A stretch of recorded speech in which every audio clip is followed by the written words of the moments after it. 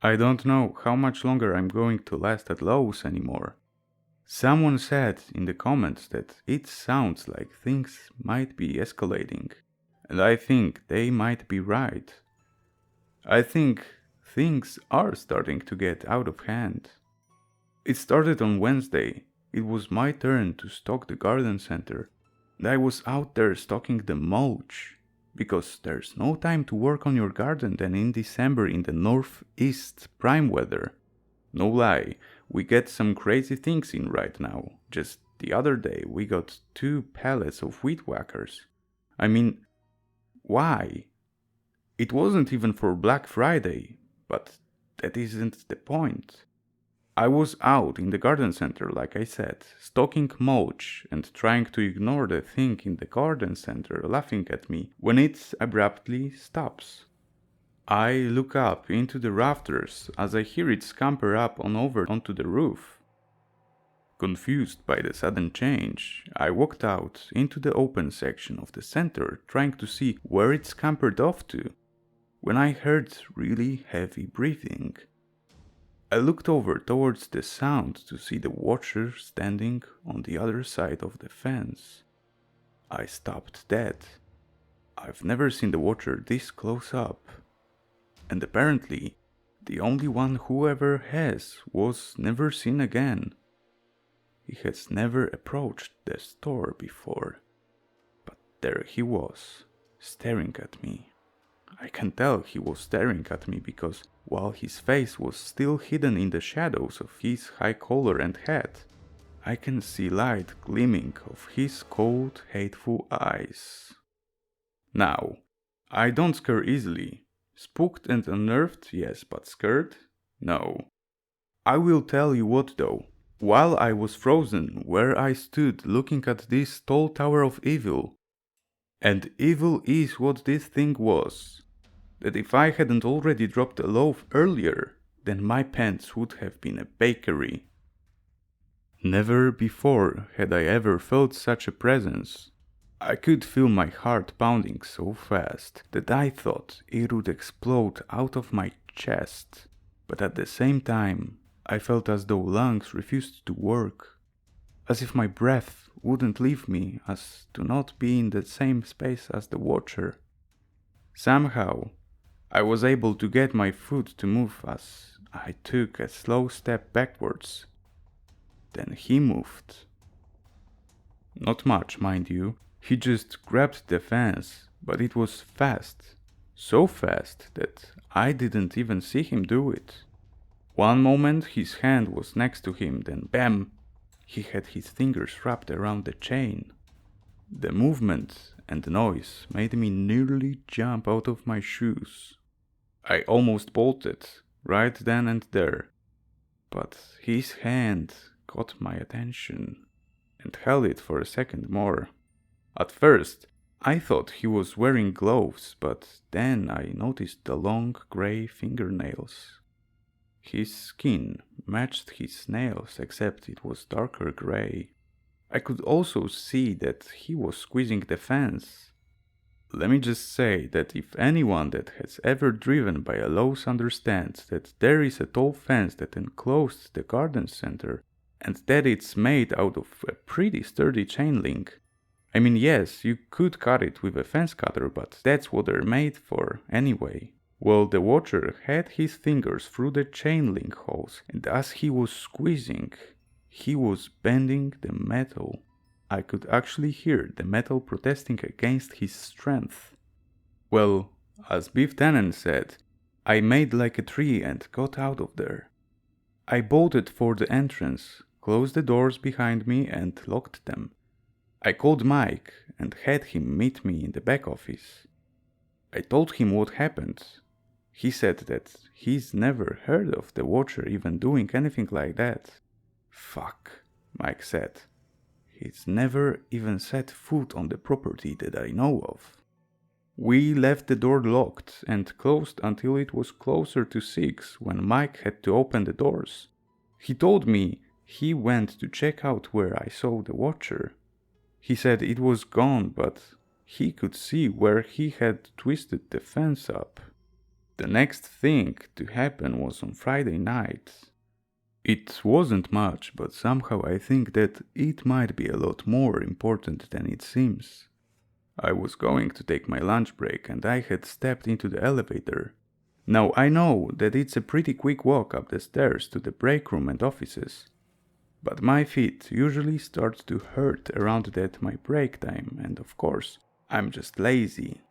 I do take the stairs down all the time though. I feel that it's a waste to take the elevator downstairs because I at least have gravity on my side at that point. Plus, it's a lot faster to just run down a floor. Anyhow, I got onto the elevator and I was going to press the second floor button when I had to stop and stare. Where there were normally 2 buttons, now there were 3. This new button wasn't marked, but I could tell that it was very old and worn. Yeah, I have seen and read way too many horror movies and stories in my life. There was no way in hell I was pressing that button. I pressed up and went to my break and tried to forget about the new button. Thing is, it always show up now at least once a night. No one else has mentioned it, so I don't know if I'm the only one seeing it or if everyone else does, but they're just used to it. I asked Mike about it, and he had no idea what I was talking about. Now neither did John or Steve, so for now, that's the nope button to fuck that floor. This next thing, if I ever see it again, I'm done. It happened while I was stocking electrical. Let me tell you, when it comes to stocking clothes, there are 4 areas that are a complete and total bitch to stock. Tool world, hardware, lighting, and electrical.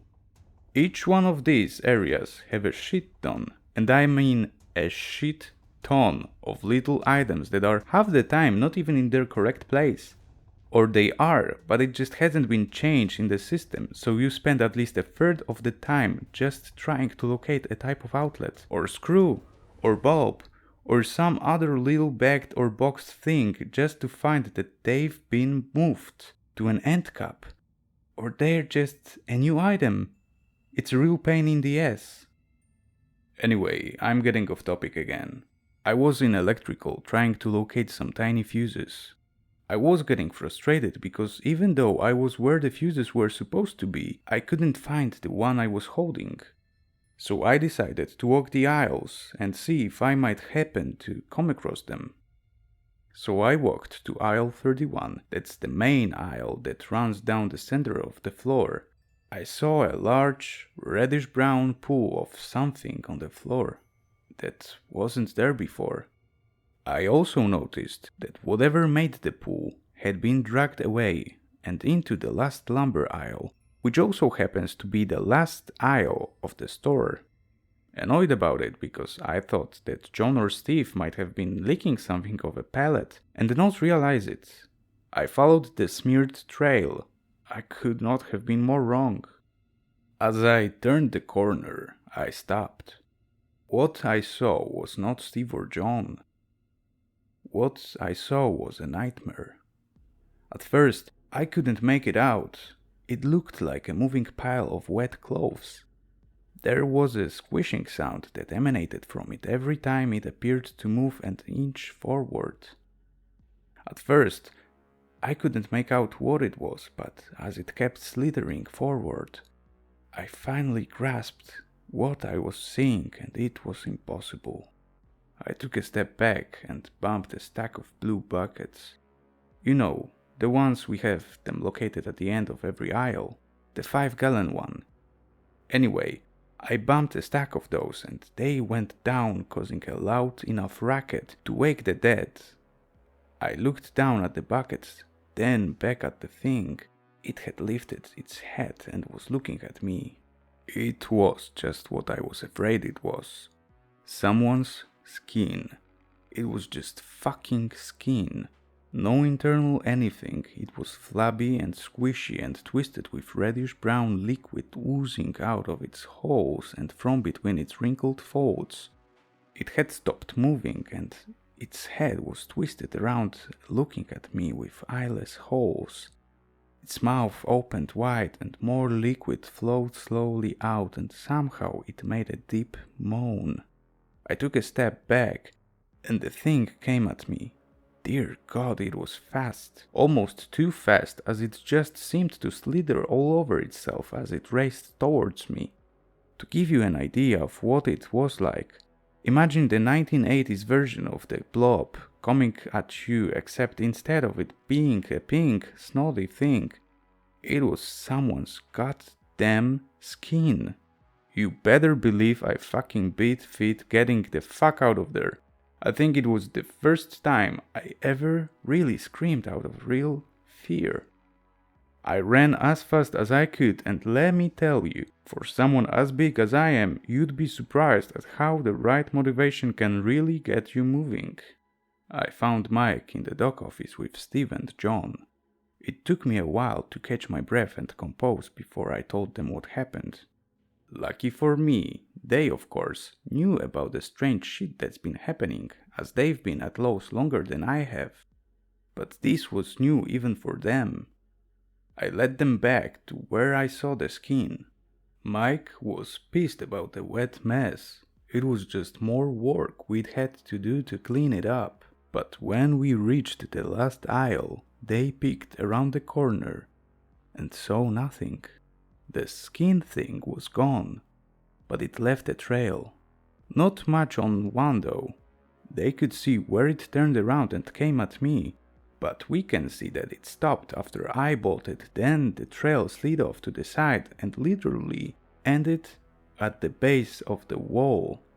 It was like it just slipped through cove joint, leaving a build-up of what weird liquid that was coming out of it. "What's that?" John asked when he saw something in the liquid. It looked like one of our name tags. Mike took out a pen and flipped it over to see the name. Trevor. Mike stood up fast when he saw that name. "No," he whispered. "It can't be." "Can't be what?" I asked. "Trevor," Mike explained, "was the name of the man that the arm had grabbed." Well, fuck me, right? As I said, I don't know how much longer I'm going to stick around here. When you almost shit yourself twice in the same week, it really makes you think about your life choices. I'm going to stick around for now, but I already told Mike that if I even see self-moving skin again, I'm just going to walk out the doors and not look back. A person has to have limits, and I think I might be at mine. That's it for now. I'll keep you updated if anything new happens. Or if I quit. And remember, have a Lowe's safe day.